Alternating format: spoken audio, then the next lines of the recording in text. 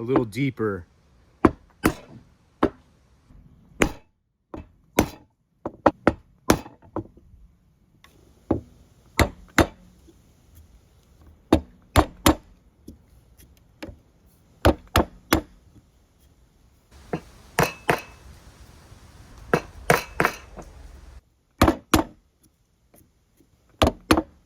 Clean it up with this, although that's pretty clean.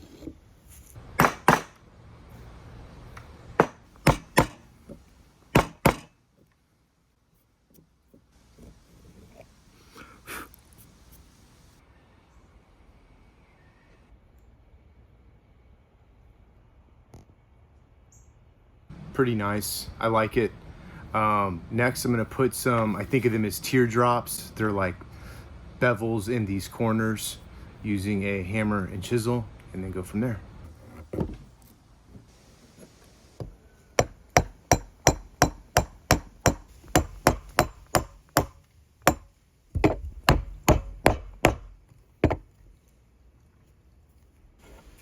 Now I'll do them on each corner.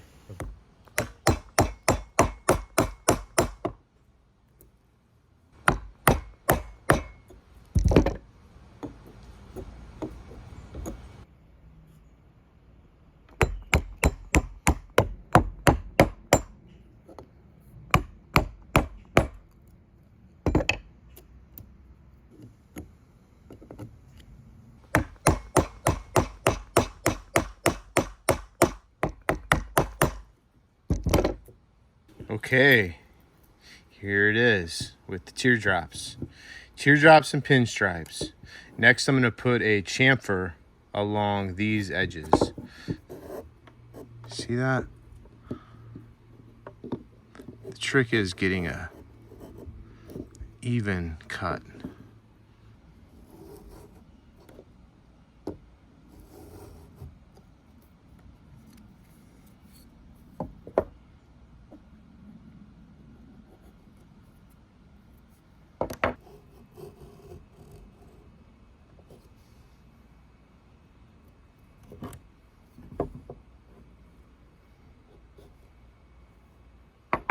Hope you get a sense of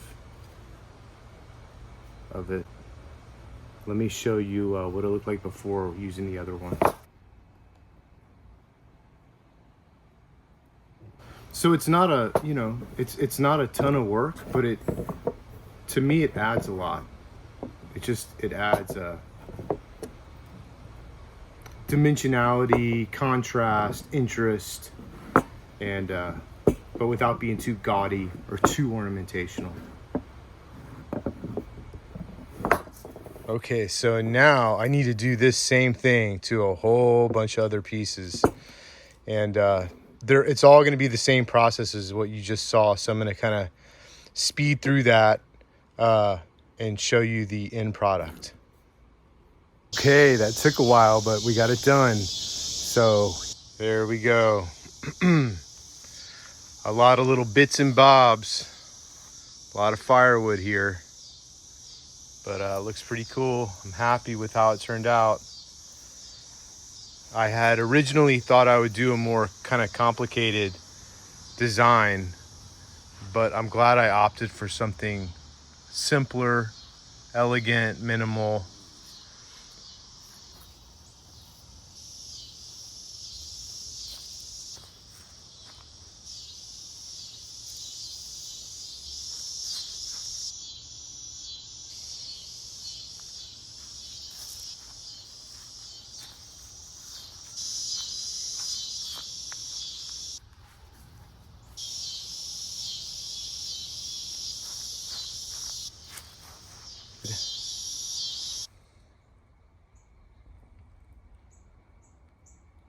If you watched the last video, you saw that my kind of escapade in trying to bleach the wood rather than stain it resulted in a bunch of the joints shrinking, or the tenons shrinking inside the mortises. So that's why there's those gaps that weren't there before, but it's okay. It's why I make a model. I'm happy with it. So here is the stained glass situation. It's early morning, so it's not real dark, but you can get a sense of it. And obviously, to anybody who is just seeing this, one of my videos for the first time, this is going to be done life size here soon. This is just the model. I am going to the small town of Bartlett, kind of almost like a ghost town. This is where I own a building where I store the goods for my business. I am a vintage anvil, blacksmith anvil dealer. I import them from Europe.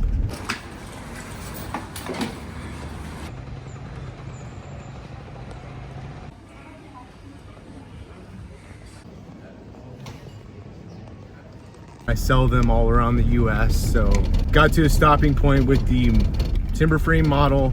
Now I need to make some money. If you are a creative person or an artist or in that field at all, you will understand the challenges around making money. This is next door to me. It's the old historic bank. It's been turned into an Airbnb, but I never see anybody there.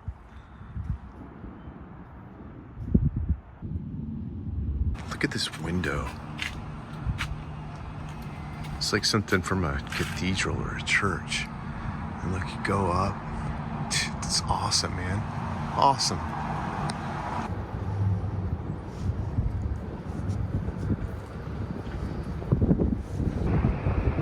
A lot of these buildings are just empty. Just completely empty. That's the old firehouse back there in the back. This place doesn't have a roof. It's for sale, actually. Look at that. Unreal. I love it. All over the place, there's just really cool embellishments to the wood, the stone, the brick. Like that. I forget what those are called. There's a name for them.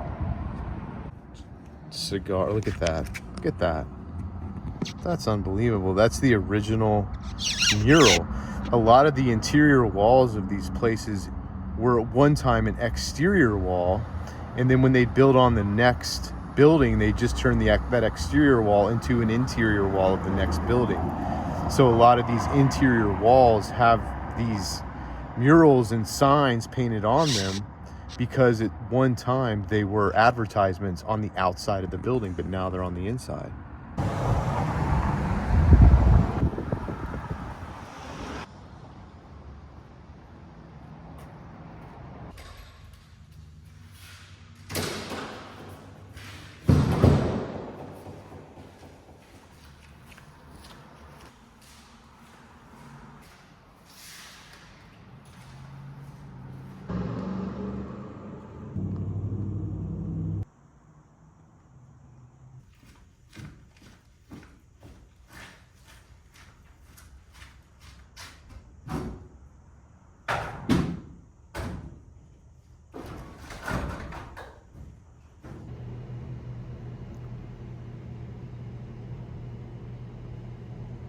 The main things I do here at this building are I store the anvils here, not just anvils, but other tools like fly presses, wedge blocks, large vices, things like that.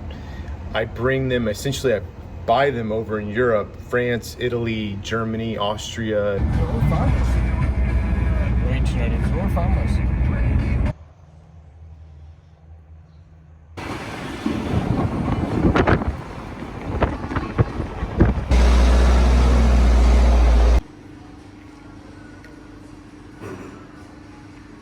Have them shipped via sea freight to the port of Houston, and then from Houston I have the cargo trucked here to Bartlett, and got a forklift, so I unload the trucks, put the pallets loaded up with stuff in the warehouse part, and then essentially I just realized that this isn't like a very cool background, so I want to show you something I have here that I just got in as a better background to talk.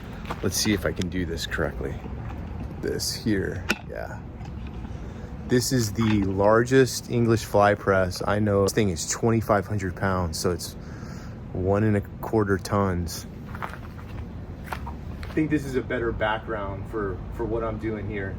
I want to show you guys the process I go through to get an anvil off a pallet and clean it up and get it pretty and get it ready to take some photographs of.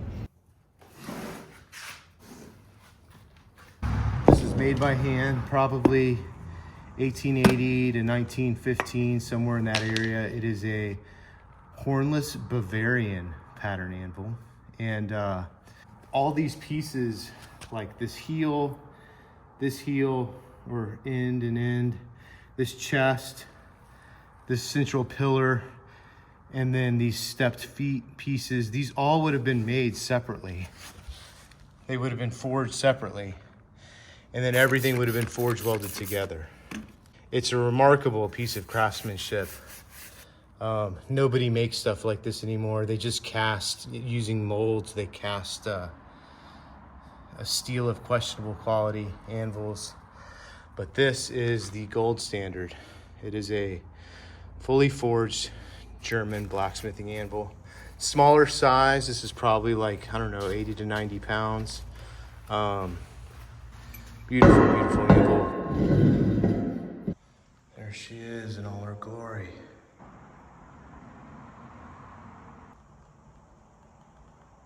These are what's known as church windows.